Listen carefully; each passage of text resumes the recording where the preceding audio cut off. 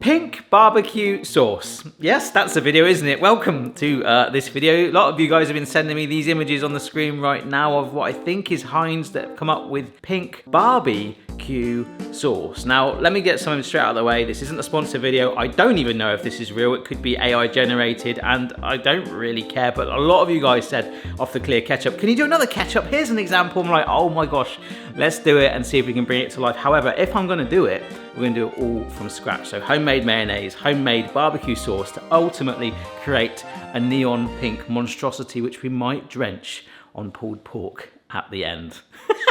Yep, a little bit like the clear ketchup. The cool thing with a clear ketchup bottle actually is that you never know when it's full or empty. I have got an empty canister which needs filling with pink barbecue sauce. Wow, let's start with the mayo. This is going to be fun. There are so many hybrids out there already. This one caught my eye that I saw as well, this sort of ketchup and mayo hybrid, which to be fair is pretty much burger sauce, which actually if I use that instead of barbecue sauce would be great. It'd be much paler so you can really get that colour in, but then it wouldn't be barbecue sauce, would it?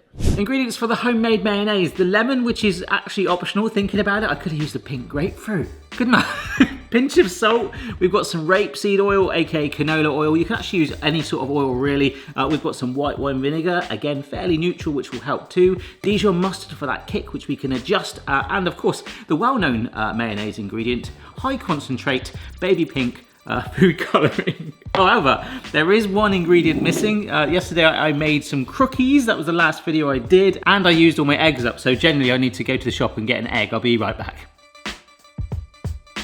Only need one egg, so we're gonna have a lot of frittata this week. Dr. Barry, we'll see you now. I've got myself a stick blender here. If you've got a food processor where the blades are quite close to the bottom, mine isn't that great, so it won't really catch the egg. So having one of these is ideal. And what I've realized is, because I went to the shop, I've actually got enough eggs. Now I could probably just double this recipe and make more mayo, so let's do that. Get all dressed up for nothing. You can really taste the difference though, so I hope you try this. Pink food coloring optional.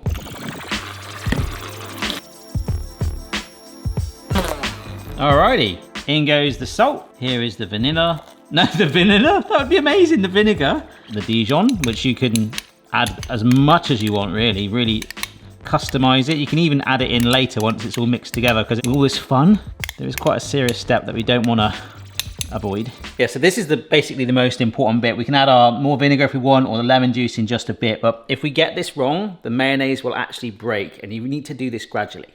So I've got my blender on a medium speed. And what we need to do is slowly, I've got the jug just here, see that?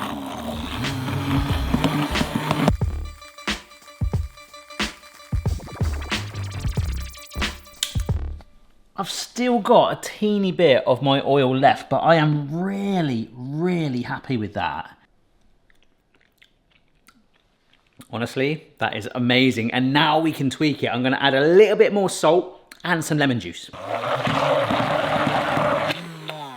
That looks awesome. That actually looks really good. Oh, that is outrageous. Honestly, everyone should have a go at making their homemade mayo. I'm not gonna dye that yet. We're gonna move on to the barbecue sauce, which we might try and make a little bit paler. Okay, Barbie? This mayonnaise is lovely. Yeah? See what you think when it's pink. It tastes really mustardy. Is that a good thing? Yeah. Oh, she takes after me. This is where it could all go wrong. I have actually got some clear ketchup, a little bit left, maybe about that amount left. I just put some in the freezer. I don't know why, it's kind of like a memento, like I kept the bottle. But I'm hoping that the dilution with the mayo and by using a white sugar, so this is castor sugar rather than a dark brown sugar, it might balance this out a little bit more. Still got the paprika, which is gonna tan it. Rather than putting onion in, which you could put in the mayo too, I'm using some just onion powder. Not that that would make a difference. Worcester sauce. And one of the last barbecue sauces I made, it actually uses a combination of two different vinegars, and one was a red vinegar, but I've gone for white again. So all of this together in a pan. Actually, this first stir might basically make or break it. Now, hopefully, that sugar, because remember there's sugar in, that is so dark. Oh no. Oh, that is so red. Okay, so that's been about 2 minutes. The only thing I will say is it's getting slightly paler as I'm warming it. I don't know why. Of course, if I leave it in there too long with the sugar in there, we'll make a caramel, probably. A tomato caramel. Oh. I'm gonna add some water in, and then I'm gonna reduce it down. So like simmer it for probably about half an hour to thicken it back up. I mean, that's made it slightly paler. Look, it's like, this is gonna take so, like, stinks of barbecue sauce in a good way. What I'm doing though, is just time to time, just skimming this foam. I feel like this is definitely doing something, so it's the least I can do. I've just found a recipe for white barbecue sauce, which is mayonnaise, pepper, salt, lemon juice, vinegar, and white sugar. That is it. But how does that get barbecuey? I want that tang of the ketchup. So maybe I could have just done that instead.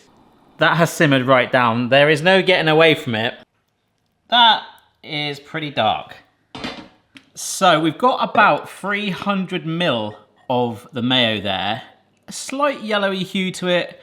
And on goes the barbecue sauce. So, actually, it might naturally dye it. Imagine this, we stir it, we don't even need the food dyes.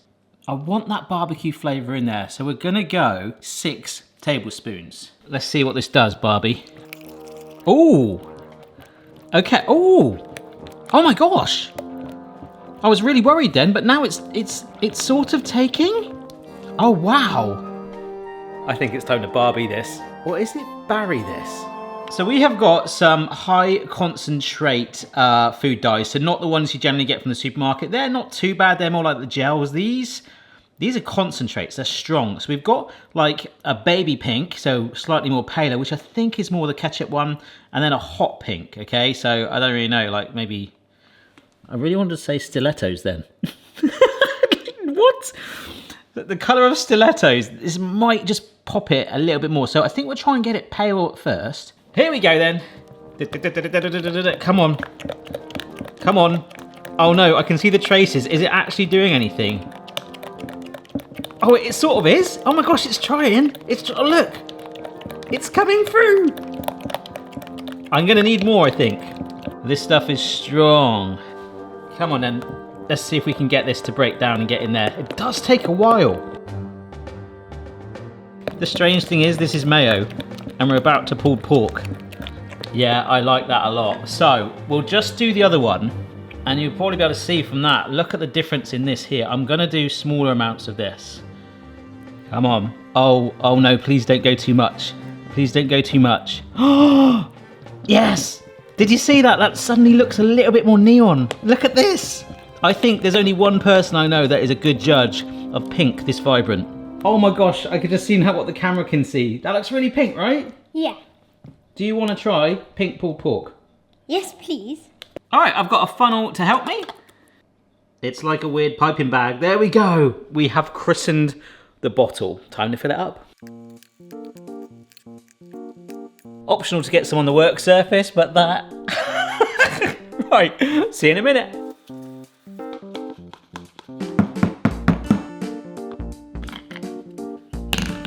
Right, we can't leave it like that. With the help of my friend Tim and also the Prince of Labels, Matt, we did this. So Matt has just said he's not the Prince of Labels, are you? No, I can't take credit. It's just someone else's work. the Prince of Printing. I just press print, yeah. Prince of printing. I think that'll do just fine, Matt. Thank you very much. You're welcome. We're not barbecue, it's barriecue. That actually does look really, really cool.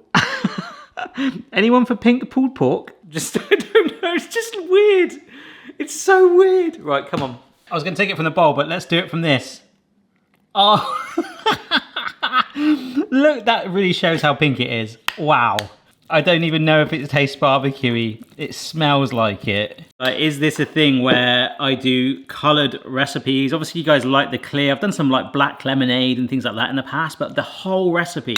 So even for this one, I would have made these brioche buns from scratch and made them like bright pink. To break it up, I've got some normal coleslaw here and I mixed in a little bit of our pink barbecue mayo to create this. That is proper bonkers. Lid on top, pink barbecue pulled pork with semi-pink barbecue coleslaw in a brioche bun. Thanks, mate. Although we haven't actually tasted it yet. Pink barbecue mayonnaise. Okay. Oh, That's great. that's nice. Yeah, that does not taste like candy floss. No. It's like the colour, isn't it? It throws you up. Right, try some pink pulled pork, and I'll try this. It's absolutely ridiculous. The colour, you're just like, oh, this is going to be sweet, and it just blows your mind. Is that good? Yeah?